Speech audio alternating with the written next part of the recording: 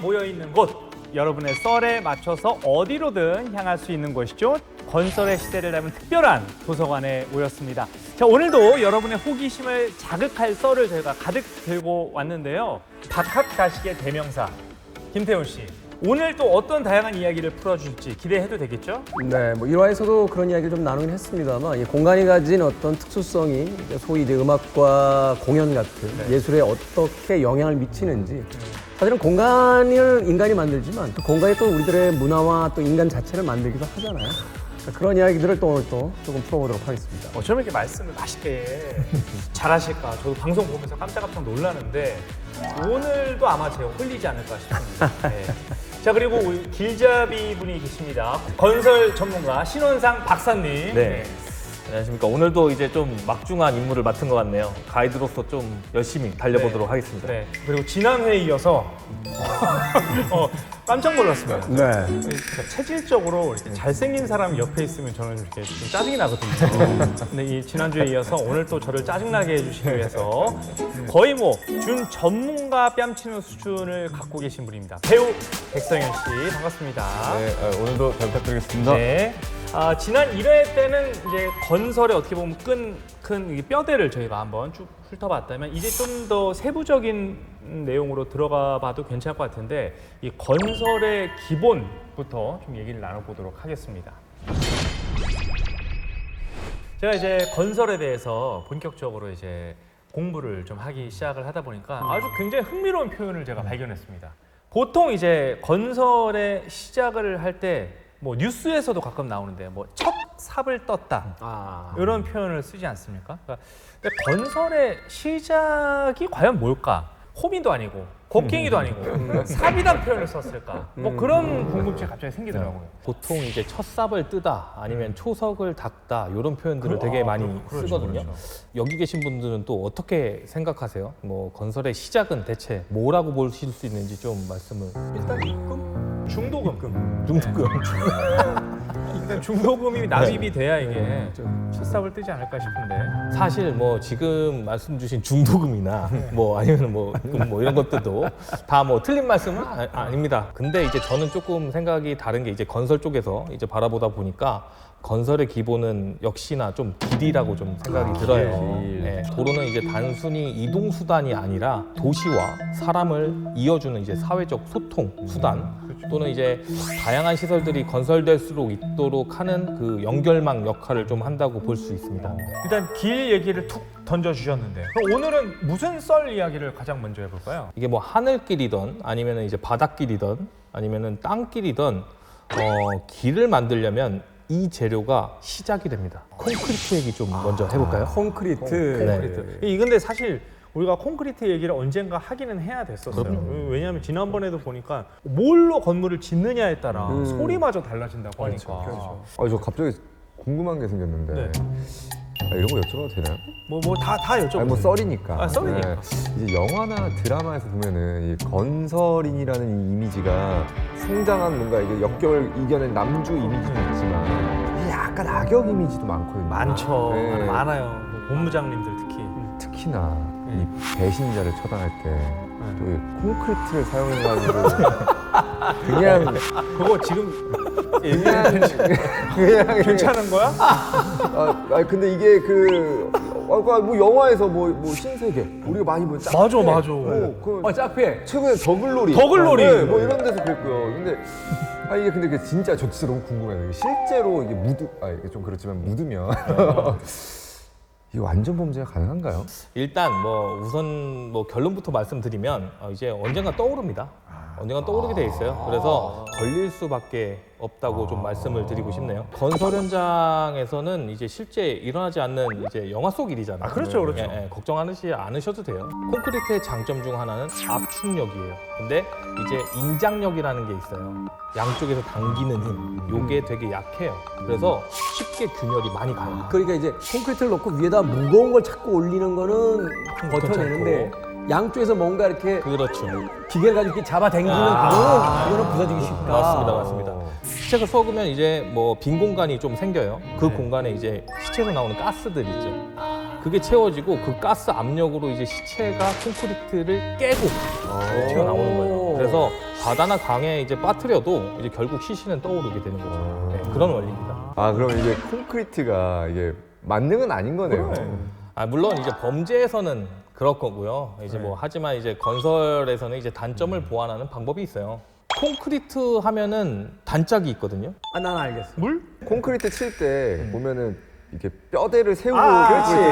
그렇지. 그 쇠박대기. 철근. 요 이미지 보세요. 철근이죠. 맞아요. 네. 이 가운데 이제 철근을 넣잖아요. 이제 그 철근이 보완법 쏟아진다. 이라고 보면 돼요. 이 철근이 콘크리트의 단점을 이제 좀 보완해주면서 이제 뛰어난 건축 재료가 된 거죠. 그래서 철근 콘크리트 구조라고 이제 많이 부르잖아요. 네, 네. 그게 이제 그 얘기입니다. 아 그러고 보니까 전에 이 콘크리트랑 철근에 관련된 이런 썰을 하나 들은 게 있어요. 무슨 썰? 19세기 말 프랑스에 정원사가 있었는데 정원사. 그 당시에 화분이 이제 흙이나 나무로 만들어야 되는데 흙화분 이게 뭐 아시다시피 이게 너무 잘 부서지고 나무 화분은 이 물 잘못 주면 이게 다 썩어버리는 거예요. 잘 썩어버리는 거예요. 물 닿으면 썩죠. 네.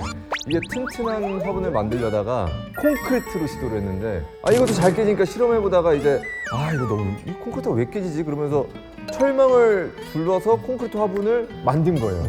근데 이게 바로 건축에서 그 철근의 시초가 됐다는 거. 화분 만들다가 개발된 거예요. 네, 그래서 그 건축가가 특허권을 사서 이게 건설에 활용됐답니다. 이게. 근데 콘크리트 이야기가 나와서 최근에 이 LA 산불이 굉장히 크게 났었잖아요. 맞아요, 맞습니다. 그래서 뭐 그래미 어워드나 뭐 아카데미 시상식에서도 많은 사람들이 뭐 기부도 하고 이제 그 집을 잃은 사람들에 대한 어떤 애도의 마음도 전했었는데 이 LA 산불에서 화제가 된 주택이 한 채 있습니다. 수많은 저택이 잿더미가 됐는데 3층짜리 주택 한 채만 살아남았어요. 아, 저 기사 봤어요. 네. 네. 좌우로는 지금 전멸했죠. 다 탔는데. 네. 아니 근데 설마 저 집 하나만 콘크리트 주택인가요? 빙고. 아 진짜? 네. 저 집 하나만? 저 저택촌에 저 집만 콘크리트와 돌로 만들어졌고 나머지는? 목조 주택이었어요. 사실 미국 하면은 막 토네이도에 막 집 날라가고 뭐 태풍 피해 막 엄청 나잖아요. 맞죠. 이게 튼튼하게 지으려면은 우리나라처럼 콘크리트로 건물을 그러네. 지으면 참 좋을 텐데. 아니 항상 궁금했던 게 왜 항상 이렇게 목조 저택으로 지어서 하는 거지? 이게 궁금했거든요. 사실 최근에도 미국에서 이렇게 주택 만드는 거 보면 나무로 토대 만드는 집이 거의 대부분이에요. 맞아요. 네. 아, 돈도 많으면서 왜 그래요? 이게 뭐 중요한 이유가 있는데 이제 콘크리트를 많이 못 쓰는 거는 미국이 땅이 넓잖아요. 네. 그래서 콘크리트 운반 자체가 어려워요. 콘크리트가요, 시멘트랑 물이랑 모래랑 자갈로 이렇게 섞여져서 이루어지는 거잖아요. 어떤 형태로든 만들기도 쉽고, 뭐 내화성도 강하고, 강도도 좋고, 뭐 이런 장점들이 있는 반면에 레미콘 트럭을 이용해서 이동을 해야 되잖아요, 그 건설 현장으로. 하면 되잖아요.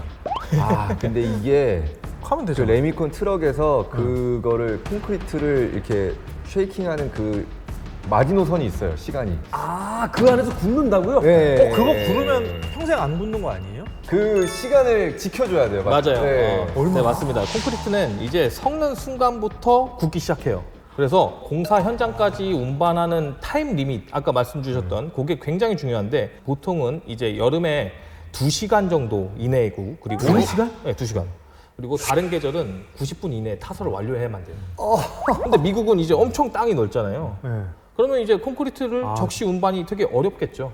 너무 그 기초적인 질문일 수도 있는데 가서 섞으면 안 돼요? 맞아요. 과거에는 하시는 분들이 삽으로 집 앞에서 개 삽으로 가지고 섞었단 말이에요. 이렇게 가서 개서 섞으면 되잖아. 현장에서 믹스하지 않는 이유가 다양하게 있어요. 소음도 있죠. 분진도 있죠. 그렇죠. 뭐 비용적인 문제도 있고 뭐 품질에 대한 문제 다양한 이유가 있는데 그 중에 하나는 이 대용량의 콘크리트를 이제 제조를 해야 되잖아요. 네. 그러면 그만큼의 설비가 필요해요. 그게 이제 배처 플랜트거든요. 요거를 이제 거기다가 설치하고 운영하려면 비용하고 공간 문제가 발생하잖아요. 그리고 요즘에는 OSC라고 탈 현장 공법이라는 걸 많이 쓰거든요. 이게 모듈러 건축이라고 혹시 들어보셨어요? 그러니까 이게 조립하는 거죠. 맞아요. 그거랑 이제 PC 공법이라고 있는데 프리캐스트 콘크리트 공법이라고 해서 부재를 공장에서 기둥 따로, 보 따로, 뭐 슬래브 따로 만들어요. 네. 그래서 그거를 현장으로 운송해서 레고처럼 조립만 조립만 합니다. 하는 예, 거예요? 그런 공법도 많이 사용되고 있어요. 사실 이 콘크리트는 미국 역사에서 굉장히 중요한 그 건축 재료잖아요. 뭐 세계에서도 마찬가지겠습니다. 제가 알고 있기로 이 현대건축물의 가장 대표적인 도시 중에 하나가 시카고인데 시카고의 그 대화재 사건 때 반경으로 한 뭐 거의 10km에 가까운 중심부가 다 타버린 적이 있어요. 그러니까 10km에 가까울 정도면 어마어마한 공간인데 왜 그랬냐면 시카고의 이 고층 빌딩들이 목조 건물들이 그렇게 많았어요. 그래서 이 건물들이 대화재 때 완전히 다 전소된 뒤에 이대로는 안 되겠다. 라고 해서 이제 이후에 이제 건축을 할 때 이제 콘크리트를 많이 쓰기 시작했고 너무 큰 화재가 났었잖아요. 그래서 시카고의 소방법이 굉장히 엄격하고 이 소방대원들의 수준이 굉장히 높대요. 유독 시카고. 네, 그러니까 아마 미국 드라마 좋아하시는 분들 중에는 시카고 파이어라는 드라마 보신 분들 계실 거예요. 시카고 소방대원들 이야기인데 자부심이 가장 강한 소방대원들이고 대화재를 경험했던 그런 사람들이기 때문에 사실 그래서 콘크리트로 넘어오면서 여러 가지 상황들이 다 많이 바뀌었다라고 이제 보는 것 같습니다. 아까 우리가 뭐 콘크리트 얘기를 나누고는 있습니다만 처음에 우리가 시작한 주제가 이제 길이었잖아요. 길 이야기를 이제 좀 다시 돌아가 보면 이 건설에서 일단 가장 먼저 다뤄야 할 길 바로 도로입니다. 도로의 시대로 한번 가보겠습니다. 아 바뀌었어요. 이거 차 오는 거 아니야? 깜짝이야. 갑자기 도로 한복판에 앉아있는 기분이. 이거 공항 가는 길인데? 사실 우리 대한민국 건설의 역사라고 하면 고속도로가 시작이다라고 해도 과언이 아닙니다. 맞아요. 차를 진짜 네 분 다 요새 많이 타고 다니실 것 같은데 요새 길을 다니면서 가끔씩 뭐 판교 어디서도 본 것 같기도 하고 강남 쪽에서 본 것 같기도 하고 이정표 같은데 뭐 자율주행 뭐 시범 운행 뭐 이런 맞아요. 그 바닥에도 써 있잖아요. 네, 이정표도 많이 본 것 같은데 이게 자율주행이 이제 차량 기술도 우리 기술이긴 하지만 도로 환경이 굉장히 중요하다고 들었어요. 맞아요. 이제 우리나라 이제 현대 건설의 상징이 경부고속도로잖아요. 근데 60년대 그 시작된 역사가 지금은 이제 자율주행을 위한 스마트 도로로 좀 진화하고 있습니다. 도로가 스마트해지면 뭐 어떤 변화가 있을까 싶긴 해요, 사실. 뭐 의심스럽긴 해요. 도로가 해줄 수 있는 게 뭐가 있을까? 근데 스마트라는 표현이 딱 들어맞긴 해요. 실시간으로 이제 도로 상황을 받기도 하고요. 그리고 이제 교통 신호 상황을 업데이트 받기도 해요. 그래서 이제 경로 설정을 이제 차가 하는 거죠. 그러기 위해서 전국 어디서나 공통 형식으로 된 이제 교통 신호 체계가 좀 필요해요. 아, 통일화된 네. 체계가 필요하겠다. 네, 맞아요. 그러니까 단순하게 콘크리트나 아스팔트가 깔린 도로가 아니라 그 안에 이제 여러 가지 장치들이 다 같이 맞습니다. 복합적으로 이제 매설이 된다. 그렇게 이제 도로를 좀 이제 디지털하면 자율주행도 훨씬 더 이제 고도화되지 않을까라는 생각해요. 아까 말씀 주셨지만 최근 신도시에 이제 자율주행 전용 차로 이제 설계되었죠, 그죠? 운영 중에 있어요. 근데 말은 쉽지만 이게 전국의 모든 도로 정보를 디지털화하려면 이거 엄청난 일인데 이게 어떻게 진행이 되고 있는 건가요? 현재 전국 도로 정보를 다 포함한 통합 디지털 도로대장이라는 걸 지금 구축 중에 있어요. 디지털 도로 대장? 네. 이름도 거창한데 국가도로망 디지털 트윈 구축 사업이거든요. 어려워. 이 말 그대로 이제 현실에 있는 도로를 디지털 세계, 아까 우리 저번 시간에 얘기했던 가상 공간에 네, 게임 속처럼. 똑같이 복제해서 쌍둥이처럼 만드는 겁니다. 구체적으로 이렇게 똑같이 만들어 놓으면 좋은 게 뭐예요? 현실에서 발생하는 문제점이나 뭐 이런 수치들 있잖아요. 교통량 뭐 이런 것들을 다 거기다가 넣습니다. 문제를 좀 예측하고 관리하고 시뮬레이션까지 할 수 있거든요. 쉽게 말하면 현실에서 이제 도로가 갖고 있는 문제점을 미리 알아채서 대응을 할 수 있다는 거예요. 그러니까 도로를 만들어 놓고 현재는 교통량이 시간당 몇백 대인데 이거를 시간당 말하자면 여기 아파트 단지가 들어와서 2배가 늘어났을 때 교통 체증이 어떻게 더 맞습니다. 시간이 걸리게 되고 이걸 해결하려면 몇 차선을 더 만들어야지 해결 이런 것들을 다 시험으로 해볼 수 있다는 거예요. 맞습니다. 최근 개통한 이제 안성구리 고속도로 혹시 아세요? 본 것 같아요. 이 총 연장이 한 72.2km 정도 되거든요. 네. 이 도로는 남한성부터 용인 분기점까지는 제한 속도가 120km. 낮춘 게 아니라 높여놨어요? 높였습니다. 아니 원래 100km 아니었어요? 아니 그렇게 속도를 높게 할 수 있는 구간이 있다고요? 빠르지만 안전하게 지어놨어요. 차로 폭도 넓히고 그리고 곡선 있잖아요. 그 선형화도 잘 시켜놔서 커브도 줄이고 그리고 차가 더 안전하고 빠르게 달릴 수 있도록 이제 설계된 구간이에요.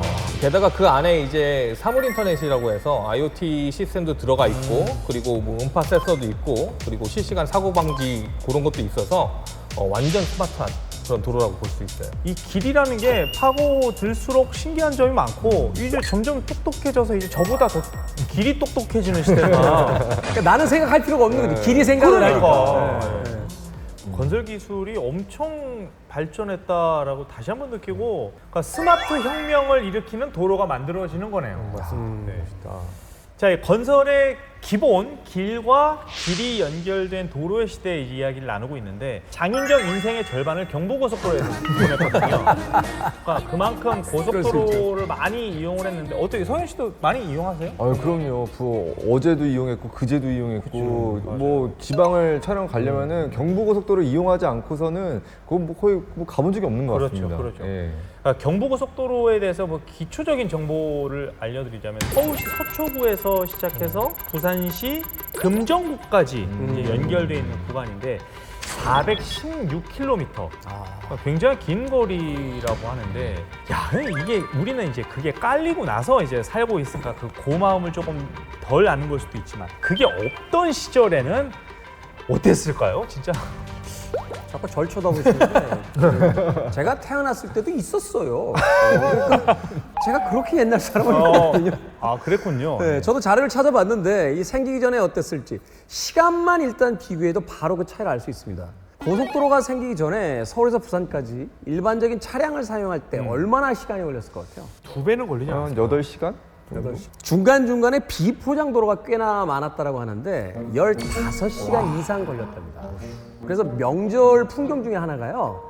이 서울에서 부산 쪽으로 길을 따라 내려가다가 중간중간에 밥을 해 드세요. 네? 차 안에서 밥을 먹었다고요? 해 먹어야겠네. 왜냐면 15시간이잖아. 그 차를 옆에다 붙여놓고 내려서 아 내려서. 밥을 해 먹는 거예요. 왜냐하면 고속도로가 아직 없던 시절이니까 고속도로 휴게소도 당연히 없겠죠. 그렇죠. 그러니까 뭐 음식을 먹을 수 있는 공간 자체가 없었기 때문에 사람들이 집에서 나올 때부터 음식을 준비해 와서 도로에서 밥을 해 먹었다고 합니다. 와 낭만있다. 그런데 고속도로가 등장하면서 상황이 완전히 바뀌죠. 기차도 아닌 자동차로 이 경부고속도로가 생기자 서울과 부산을 무려 4시간 30분 만에 갈 수 있게 된 거예요. 그러니까 당시에 유행했던 말이 이런 거래요. 아침은 서울에서, 점심은 부산에서. 이 공사를 일명 제가 듣기로도 건국 이래 최대 토목공사라고 부르더라고요. 그 건설업계에 있는 제 입장에서도 이게 아니 이걸 어떻게 만들었을까 싶거든요. 이게 도대체 이게 어떻게 만들어진 건가요? 독일의 아우토반을 모델로 했다. 우리가 흔히 알고 있죠. 뭐 속도 제한이 없다라고 맞아요. 하잖아요. 대신 이제 뭐 자동차와 자동차 간에 이제 그 거리 제한은 있다고 합니다만 1963년부터요 우리나라에서 광부와 간호사가 독일로 파견을 많이 나갔어요. 맞아요. 파도. 영화의 국제시장 보면 네, 이제 국제시장. 광부와 간호사들이 나가서 이제 외화를 소위 버는 그런 시대였는데 1964년도에 이 박정희 대통령이 독일을 방문합니다. 말하자면 이제 그 많은 교민들이 나가 있었기 때문에 그 독일과의 어떤 경제적인 여러 가지 협력이라든지 정치적인 어떤 협력을 이야기하기 위해서 나갔는데 이때 독일의 고속도로에 아우토반을 본 거예요. 그리고 나서 우리나라에도 이렇게 말하자면 그 국토의 어떤 하나의 맥이 될 수 있는 도로가 있어야 된다라는 생각을 하게 됐고 그래서 1966년도에 고속도로 건설 계획을 수립하게 되고요. 68년도에 앞서 이야기한 첫 삽을 뜨게 됩니다. 그리고 1970년 무려 2년 만에 428km의 엄청난 구간을 와 2년 만에요? 정확하게는 2년 5개월인데요. 2년 5개월 만에 이 경부고속도로라는 도로를 완공하게 됩니다. 그러니까 이런 거 보면 진짜 우리나라의 이런 뭐 실행력이라고 해야 되나? 추진력. 이거 진짜 대단한 것 같아요. 그 428km 구간의 고속도로를 2년 조금 넘는 기간에 완공을 해낸다? 이게 진짜 쉬운 일 아니잖아요. 거의 기적과 다름없는 수준의 속도였는데 이 경부고속도로 건설은 당시에 단순한 토목공사로서 치부됐던 게 아니라 일종의 전쟁처럼 대했다고 그래요. 당시 3대 구호가 있었는데 보다 빠르게, 보다 값싸게, 보다 튼튼하게. 약간 올림픽에서 이제 영감을 얻은 거 같죠? 근데 이게 아무리 구호를 외친다 그래도 물리적인 시간이라는 게 있잖아요. 그 노동력이 도대체 얼마나 들어가야 이거 고속도로 그 400km가 넘는 고속도로를 3년도 안 돼서 만들 수 있는 거예요? 몇 명이 투입이 된 건가요, 이게? 이게 좀 놀라지 마세요. 투입된 인원이 약 한 200만 명 정도 노동자들이 투입됐대요. 900만 명이요? 900만 명. 이게 이제 경부고속도로 50년사를 이제 한국도로공사에서 2020년도에 이제 발간을 했거든요. 네. 거기에 쓰여진 내용이에요. 와. 그 당시 인구로 전체 보면 인구, 네. 어마어마한 거예요. 그러니까 와. 그 당시 공사비가 429억 원. 이거 되게 큰 규모입니다. 그때 당시로 이제 국가 전체 예산의 한 23.6% 수준을 다 거기다 투입한 거죠. 지금 와서 우리 한 해 예산에 20몇 % 쏟아붓는 분야가 있습니까? 없죠. 없잖아요. 없죠. 국방비도 그렇게 안 써요. 그러니까요. 이 경부고속도로는 단지 도로가 아니라 이제 국가 산업의 기초였어요. 이제 수도권과 수출을 할 수 있는 데가 부산항이 있었잖아요. 그래서 거기를 직결하는 이제 고속교통망이었던 거죠. 이 도로 하나가 경제를 구조를 딱 싹 바꾸게 된 거예요. 하지만 이제 좀 빠르게 짓는 만큼 그 노동 환경이 뭐 해보셔도 알지만 많이 열악했어요. 경제적으로 어려운 시기다 보니까 이제 건설에 필요한 자재들 다 수입해 왔대요. 그렇기 때문에 대부분 이제 다 수작업으로 이루어졌죠. 지금처럼 기술이 없었으니까. 그렇겠죠. 그리고 또 안전 장비도 별로 없고 이제 시스템이 미흡하다 보니까 건설 과정에서도 한 77명이 순직하셨다고. 저 그 얘기 듣고 좀 가슴이 아프다. 예, 이게 경부고속도로에 가다가 보면은 이제 그 금강휴게소에 이제 순직자 위령탑이 있어요. 예, 한편으로는 이제 건설인들의 인권 보호의 시작점이 그때부터라고 보시면 될 것 같습니다. 아니 근데 진짜 그 아스콘 현장 가보면은 그 아스콘에서 유독 가스가 많이 나오거든요. 그래서 야 그거를 깔려면은 진짜 900만 명에 계신 그분들 그 냄새 다 맡으면서 하셨을 거 아니에요. 잊지 말아야 될 게 또 하나 있습니다. 이게 직접 현장에 투입되신 분들도 있습니다만 이 외국에서 아까 장비들 많이 사왔다고 했잖아요. 다 달러 들어가거든요. 이걸 어디서 가져왔냐는 거예요.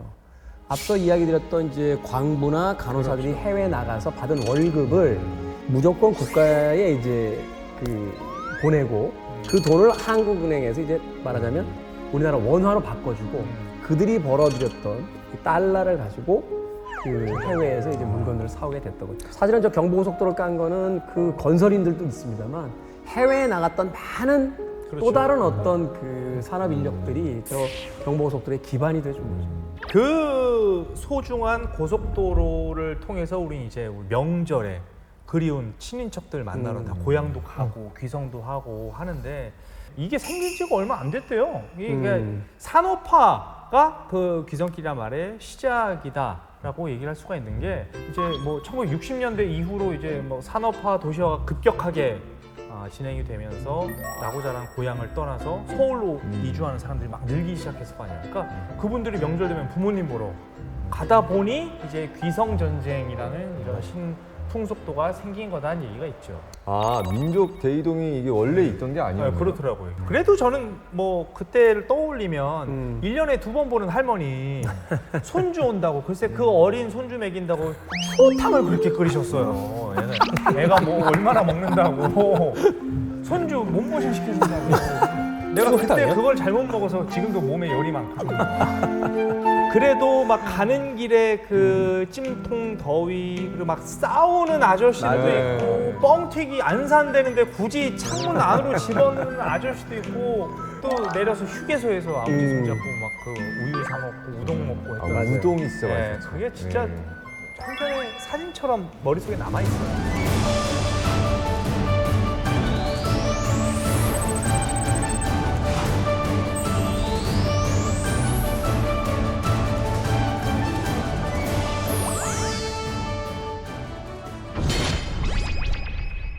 우리가 지금 길 얘기를 하고 있는데 이 길은 이제 지상의 도로를 우리가 엄밀히 말하면 좀 얘기하고 있는 건데 사실 땅 속으로 들어가도 지하 속 길도 우리가 한 번쯤은 얘기를 해볼 필요가 있어요. 왜냐하면 이 지하 공간에서의 우리의 삶도 빼놓을 수 없는 공간이거든요. 왜냐하면 지하철 있죠. 탈라도 우리가 지하로 내려가야 되고 어디 쇼핑센터, 백화점 이런 데 가면 주차장 다 이제 밑으로 내려가잖아요. 맞아요. 지하 하면은 아무래도 우리 성현 씨가 잘할 것 같아요. 왜냐면 어둠의 세계, 좀 이 지하, 다크월드. 네, 그쪽 전문이실 것 같아가지고. 제가 이 발밑에는 좀 빠삭하게 알고 있어요. 그러실 것 같아요.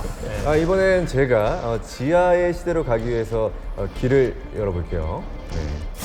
네. 사다리? 이 우리 발 아래 땅속은 생각보다 굉장히 위험한 공간이기도 합니다. 지하 이제 배관들, 상하수도 배관들도 막 얽혀 있고, 뭐 전기, 배선, 통신선 이게 조금만 잘못 건드려도 큰 사고로 이어지는 곳이 많거든요. 그래서 어떻게 보면은 진짜 첨단의 첨단 건설 기술은 지상보다는 지하에서 더 치열하게 발전한 게 아닐까 싶습니다. 사실 우리가 몰라서 그렇지 이 발 아래 진짜 많은 게 들어가 있습니다. 왜 큰 건설 현장이나 아파트 짓기 전에 보면 이게 막 가림막으로 막아놨습니다. 그 공간을 보면 항상 땅을 깊게 파잖아요. 엄청나게 파 들어가요. 저는 처음엔 그냥 지하 주차장 때문인가 이렇게 생각을 했었는데 아니에요? 다른 이유가 또 있는 거죠? 그 설치 전에 이제 토공사라는 걸 하잖아요. 아까 뭐 막아놓고 땅을 판다는 터파기 작업이나 아니면 흙막이나 뭐 오수관로 뭐 이런 걸 설치하는 작업인데 이제 굴삭기 자격증이시는 거. 예, 그거 아니, 가지고. 그것도 그렇고 저희 업체의 메인이 상하수도 설비입니다. 배수. 갑자기 어깨에 요 힘이 딱 들어가요. 설비 관련해서는 조금 지하 이야기에서 살아나는 갑자기 눈이 반짝해집니다. 이 토공사가 설계도면을 바탕으로 해서 정확한 위치랑 정확한 깊이로 땅을 파는 게 되게 중요해요. 그렇다 보니까 땅속 구성물을 좀 파악하는 시추 작업도 같이 병행되고 있죠.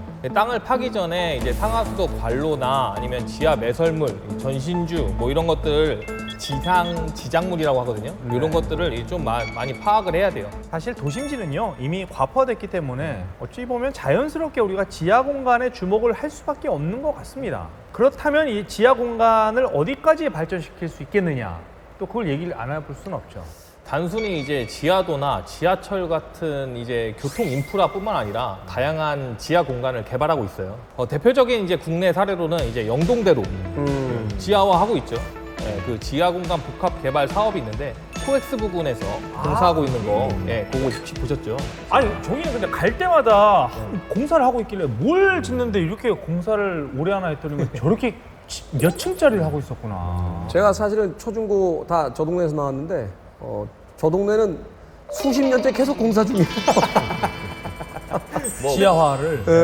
뭐 코엑스 때도 그렇고 뭐 수십 년간 공사한 게 맞습니다. 예. 이 영동대로 지하 공간 복합 개발 사업은 이제 강남구의 영동대로를 지하로 넣습니다.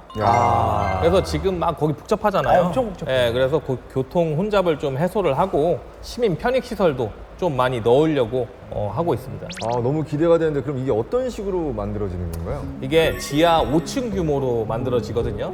4, 5층에는 철도랑 환승 시설이 들어가고요. 3층은 대합실이랑 이제 주차장, 2층은 공공시설도 들어가고 그리고 상업시설도 들어가요. 이제 기존 도로가 지하 1층으로 옮겨지는 거죠. 기존 도로가. 지금 기존에 있던 그 지상은 뭘로 활용해요? 지상부는 녹지화시킵니다. 와.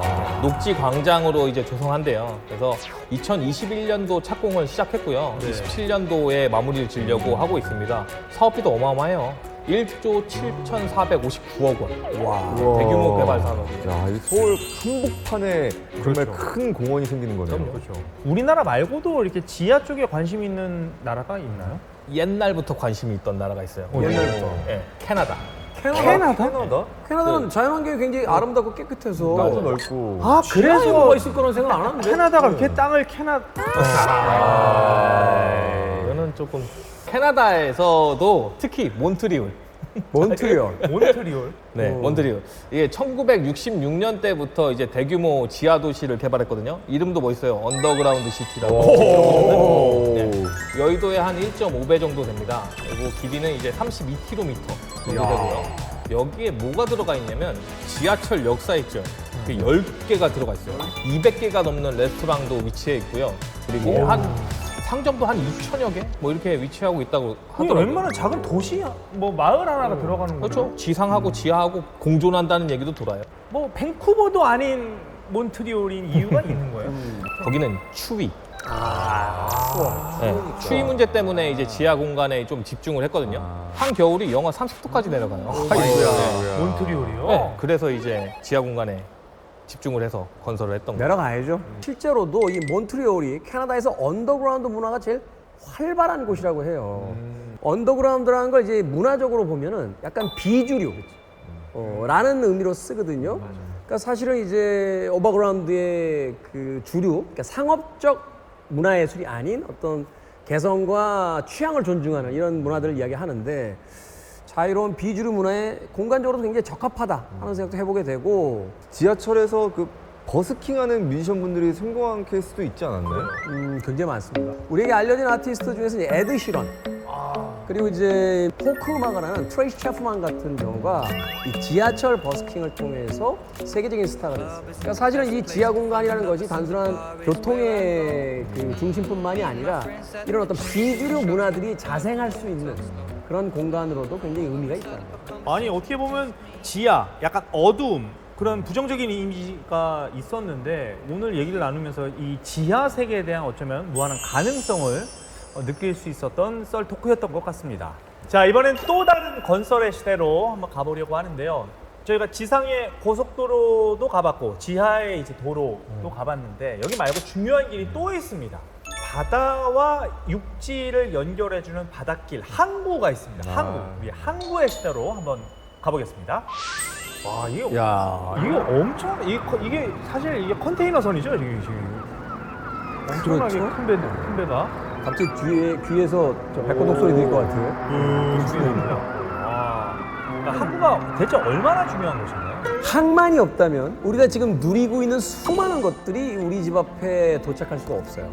그 물건들이 이제 도착하는 문, 최초의 문이 바로 항구입니다. 그렇지. 그러니까 부산항, 인천항.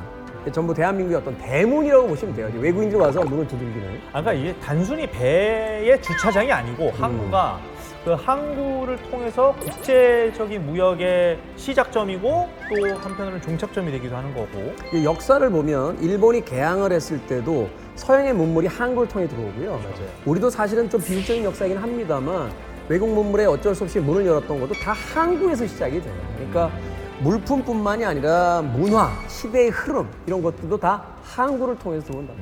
항만 건설은 좀 더 특수성이 있겠네요. 있죠. 대문을 더 튼튼하고 좀 빠르게 만드는 일입니다. 최근에는 이 대문을 물 위에 인공섬으로 만든 신항만이 건설되고 있죠. 이 부산 신항이나 아니면 광양항 뭐 이런 것들을 말해요. 여기는 이제 모래를 퍼올리고 또 큰 돌을 또 쌓아가지고 만든 간척지라고 혹시 들어보시죠? 그렇죠. 예, 그런 기술로 좀 지어졌고요. 특히 이제 기후에 영향을 많이 받거든요. 태풍 뭐 이런 것들. 그래서 방파제도 건설을 하죠. 부산 신안 방파제는 축구장 수백 개 크기의 돌을 바다에 쌓아서 만든 요새입니다. 요새.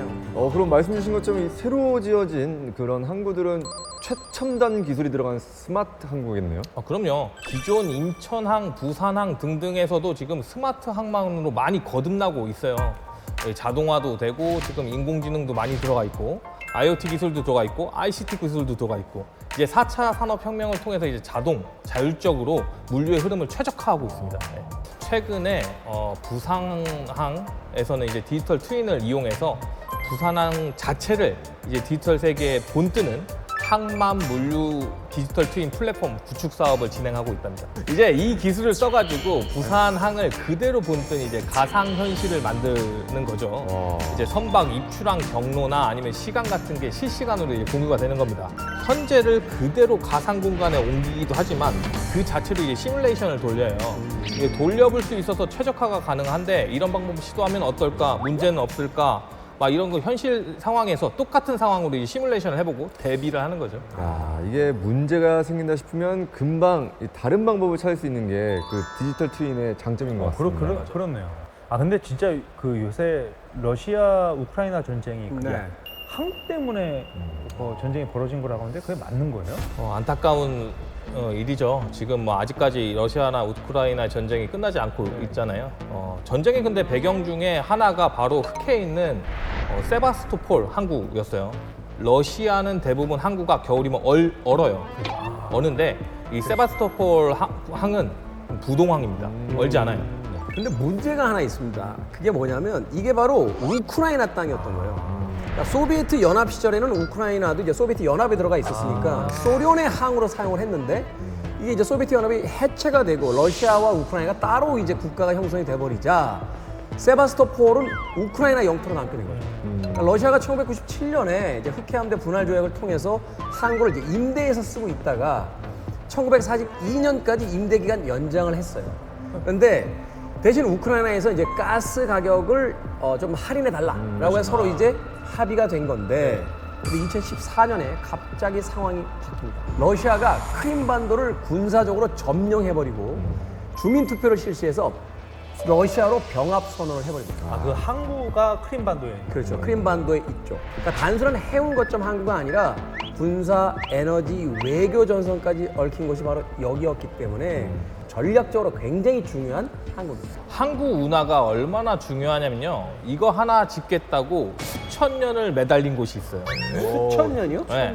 완공까지 2000년이 넘게 걸린 운하가 있습니다. 어? 아, 그건 아니다. 2000년이 넘게 걸렸다면 예수님 태어난 다음에 지금까지 짓고 있다는 이야기인데. 그렇죠. 맞아요. 살아있을 수가 있어요. 맞아요, 있어요. 이름 많이 들어보셨을 거예요. 바로 그리스에 있는 코린트 운하입니다. 우와, 이게 뭐야? 이거예요, 지금? 이거 여기 이 좁은 데를 지나가요? 맞아요. 1893년에 개통된 코린트 운하의 총 길이는 6.3km예요. 이 운하를 이용하면 이제 펠로폰네소스 반도를 돌아가는 그 거리가 700km 정도 줄어든대요. 그러니까 100분의 1로 줄이는 거잖아요. 아, 맞아요. 이 운하의 건설이 처음 이제 시도된 시기가 기원전 7세기경입니다. 이원전이요? 네, 산길에다가 이제 돌을 깔고 수레를 이용해서 배를 옮기는 방법이 있거든요. 요게 이제 디오로 코스라는 방법인데, 요게 이제 지금으로 따지면 이제 철로 있잖아요. 철로의 조상격이라고 보시면 될 것 같습니다. 자, 이 이야기에 재밌는 썰을 하나 덧붙여 볼게요. 고대 여러 통치자들이 이 운하 건설을 하려고 애를 썼습니다. 그 중에서 가장 강력하게 이제 강했던 사람이 바로 네로 황제인데, 얼마나 이 운하의 진심이었는지 유대인 노예 6,000명을 동원해서, 아무리 뭐 6,000명이라고 해도 그때 당시에 오직 물리적인 자신의 육체만을 사용해서 기계도 이제 공사를. 3만 갖고 있을 거예요. 그러니까. 근데 이 노예들이 지쳐갈 때쯤 기적처럼 나타난 사람이 하나 있었대요. 그 이름도 유명한 사도 바울입니다. 이 사도 바울은 신약 성서의 거의 대부분을 썼다라고 알려질 정도로 굉장히 많은 성경을 이제 집필한 그런 인물이거든요. 이 유대인 노예들은 사도 바울의 영향을 받아서 기독교를 전파하는 데 앞장서기 시작했고요. 그래서 운하 대신 유럽에 기독교가 널리 퍼졌다는 썰이 있어요. 파나마 운하라고 혹시 들어보셨어요? 알죠. 이게 파나마 운하랑 수에즈 운하가 있거든요. 네, 요게 그렇죠. 이제 3대 운하예요. 이게 아메리카 대륙을 관통해서 이제 대서양과 이제 태평양을 연결하는 운하거든요. 사실 이제 운하 건설 자체는 어렵지는 않았어요. 그래서 딱 한 81.6km만 파서 물길을 이제 만들면 됐거든요. 그래서 이제 1880년도에 수에즈 운하를 성공적으로 건설했던 프랑스가 뛰어듭니다. 작업을 했는데 인부가 많이 이제 사망했어요. 22,000명. 22,000명이 사망했고 그 웬만한 전쟁 사망자 숫자보다 더 많은 거 아니에요? 맞아요. 당시 파나마는 이제 말라리아와 이제 황열병이 좀 창궐했어요. 악명이 높았죠. 그래서 운하를 파는 과정에서 생긴 이제 수많은 웅덩이가 있잖아요. 그렇죠. 그 물웅덩이에 모기가 살기가 너무 좋은 거예요. 아, 그렇죠. 그래서 모기 개체가 기하급수적으로 막 많이 늘어났대요. 결국 이제 1904년에 미국이 운하 건설을 이어받았는데 이제 그 모기가 원인인 줄 알고 얘네는 네. 모기를 박멸했대요. 미국 공사보다 모기 방. 네, 모기 박멸에 이제 집중했던 거죠. 이 10년 만에 완공은 됐는데 미국 역시나 이제 공사 과정에서 이제 6,000명 가까이 사망을 했다고. 방멸을 하네요. 시켰는데도 6,000명이 죽었다고요? 네. 이 총괄로 보면은 한 28,000명? 프랑스 네, 가량. 인부까지 합치면. 맞아요.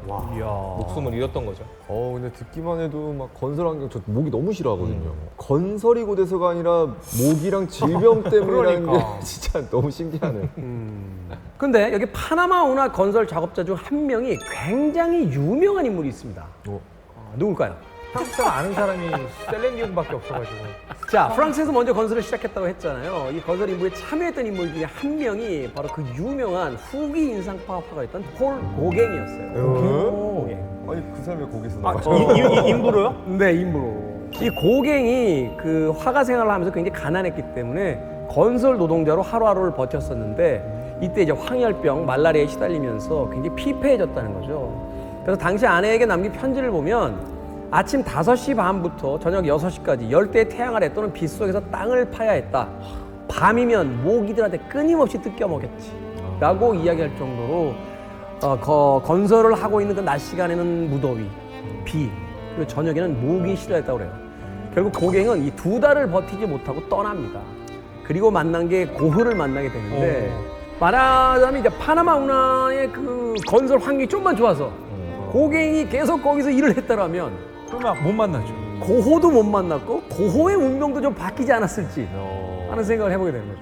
아니 세계 3대 운하 얘기로 시작해서 이제 고흐의 운명까지 건설 이야기 하나로 정말 다방면으로 이야기가 뻗어 나갈 수도 있구나 싶습니다. 그래요. 뭐 말씀해 주신 것처럼 항구하면은 뭐 물류도 있고 무역도 있고 이런 것들 다 중요해요. 중요한데 사실 진짜 그 항구하면은 뭔가 다양한 문화의 연결고리라는 거를 우리가 꼭 얘기를 안 할 수가 없습니다. 맞습니다. 이별, 그리움, 뭐 새로운 시작, 고독감, 쓸쓸함 뭐 이런 것들이 다 항구에 담겨져 있는 감정이에요. 전 세계 공통입니다. 그러다 보니까 대중가요에서는요, 이제 이별과 그리움의 공간으로 자주 등장을 해요. 재미있는 통계가 하나 있는데요. 1920년대부터 1980년대까지 약 60년 동안 나왔던 노랫말들을 분석을 해봤어요. 이 노랫말을 분석해본 결과 외항선의 선원을 뜻하는 마도로스. 예, 사실 이제 나이가 좀 있으신 분들은 기억하실 거예요. 옛날 노랫말에 마도로스 자주 등장합니다. 총 437회가 등장하고요. 가사에서 가장 많이 등장한 직업이 또한 마도로스였더라고요. 그거 너무 신기해요. 생각해 보세요. 이 항공이 일반화되기 전까지 어디서 문명이 들어오고 어디서 문물이 들어왔겠어요. 항구였겠죠. 또 항구에 들어오게 되면 이 마도로스 뱃사람들이 몇 달 만에 무태 들어오잖아요. 그러면 이 사람들이 무태 들어와서 돈을 막 쓴대요.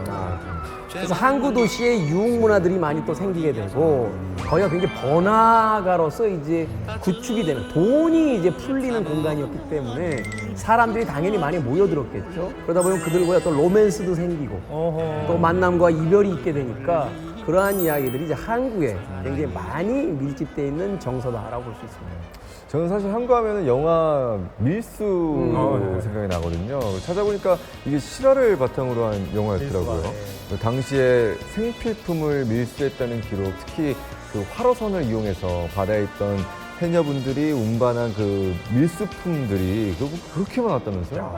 지금 해녀분 여기 계시네. 아 그러네요. 깜짝이야. 해녀분이 언제 물속으로 들어왔어요? 이게 지금 이제 밀수품이 이게 건져 올리는 거예요. 사실 이제 저도 그 영화 보고 나서 이것저것 좀 많이 찾아봤거든요.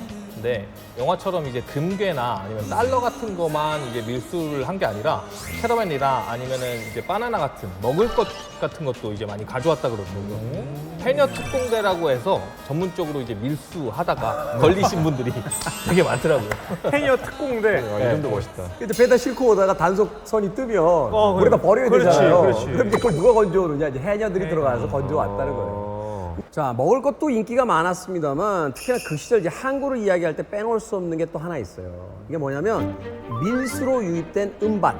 그러니까 진짜 불법 음반이죠. 왜 불법으로? 해외에서는 정식으로 발매가 됐습니다만 이제 국내에 들어왔을 때 이게 이제 정식 유통 절차를 안 거치고 들어오니까 그 음반을 또 이 불법으로 가져온 다음에 이걸 또 불법 복제를 해요. 우리나라에서? 우리나라에서. 80년대만 해도 신촌을 비롯한 이 대학가에 가면 소위 구루마라는 게 있었고 리어카 위에다가 불법 복제 카세트 테이프를 팔았어요.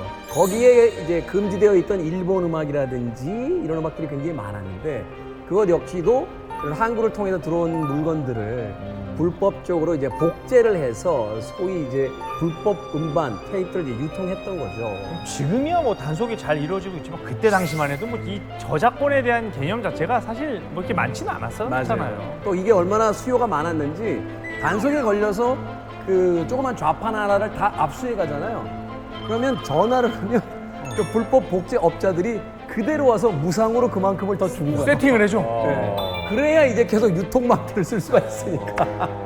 아니 진짜 항구가 그 큰 컨테이너 박스 막 그런 것만 오가는 줄 알았더니 이런 진짜 소소한 이야기까지 그렇죠. 만들어내는 공간인 줄은 몰랐습니다. 자, 물건만 오간 게 아닙니다. 뭐 음악, 패션, 사고방식까지 들어왔는데 아마도 80년대, 90년대 사신 청춘을 보내신 분들은 기억하실 거예요.